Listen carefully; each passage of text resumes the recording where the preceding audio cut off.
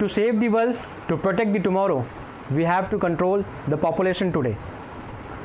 आज के दिन ही 11 जुलाई 1989 को यूनाइटेड नेशन ने वर्ल्ड पॉपुलेशन डे मनाने का निर्णय लिया। आज पूरा विश्व जनसंख्या से परेशान है, जनसंख्या को एक चुनौती मानता है।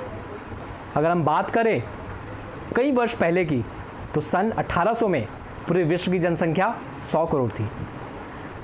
1930 आते आते इसकी जनसंख्या, पूरे विश्व की जनसंख्या 200 करोड़ हो गई और 1960 आते आते इसकी जनसंख्या 300 करोड़ हो गई। आप देखिए 1930 और 1960 इस 30 साल के अंतराल में एकदम से 100 करोड़ की वृद्धि हुई और ये वृद्धि फिर तो रुकी ही नहीं। 1974 आते आते इसकी जनसंख्या 400 करोड़ हो गई। 1989 की आते आते इसकी जनसंख्या 500 करोड़ हो गई।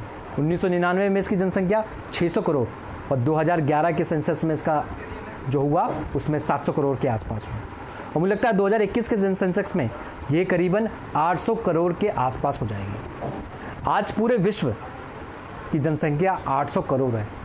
उस 800 करोड़ में जो सबसे बड़ा आबादी वाला देश है वो चीन है, जिसकी जनसंख्या 140 करोड़ से अधिक है। दूसरे नंबर पे आता है भारत, जिसकी जनसंख्या 135 करोड़ के आसपास है। तीसरे नंबर पे आता है अमेरिका, जिसकी जनसंख्या 32 करोड़ है। आप देख सकते हैं भारत और अमेरिका के बीच में कितना अंतर है, जबकि क्षेत्रफल में अमेरिका हमसे बड़ा है। अमेरिका अगर देखें तो वहाँ पे बेरोजगारी कम है, वहाँ पर गरीबी भी कम है, क्योंकि वहाँ जनसंख्या नियंत्रण है और जनसंख्या कम है वहाँ पर। अगर हम बात करें पूरे विश्व की, तो पूरे विश्व में भारत और चीन पूरे विश्व का 30% जनसंख्या वाला देश है। आप समझ सकते हैं कि कितनी बड़ी आबादी भारत और चीन में रहती है। भारत के अंदर ही कई देश सम्मिलित हो सकते हैं, जैसे उत्तर प्रदेश की जनसंख्या और उत्तर प्रदेश की जनसंख्या और आपकी ब्राज़ील की जनसंख्या बराबर है। कनाडा की जनसंख्या और केरल की जनसंख्या बराबर है। महाराष्ट्र की जनसंख्या और जापान की जनसंख्या बराबर है। उत्तराखंड की जनसंख्या और पोर्चुगल की जनसंख्या बराबर है। कर्नाटक की जनसंख्या, फ्रांस की जनसंख्या बराबर है। तो कई देश हमारे देश के अंदर भी सम्मिलित हो सकते हैं। अपने देश के अंदर में 65% युवा जो है वो 65% जो आबादी है वो युवाओं की है। और साथ साथ जब 1947 में देश आज़ाद हुआ तो उस समय हमारी जनसंख्या 36 करोड़ थी और आज हमारी जनसंख्या करीबन 135 करोड़ के आसपास है। आप देख सकते हैं कितनी तेज़ी से जनसंख्या बढ़ी है। और कहते हैं कि किसी भी देश में अगर ओवर पॉपुलेशन हो जाए, अगर अधिक जनसंख्या हो जाए, तो वहाँ पे गरीबी, बेरोजगारी, पर्यावरण में बदलाव, पर्यावरण का विनाश और सामाजिक एवं जो रिलीजियस कन्फ्लिक्ट्स होते हैं, जो सामाजिक एवं धार्मिक जो तनाव होते हैं वो बढ़ जाते हैं।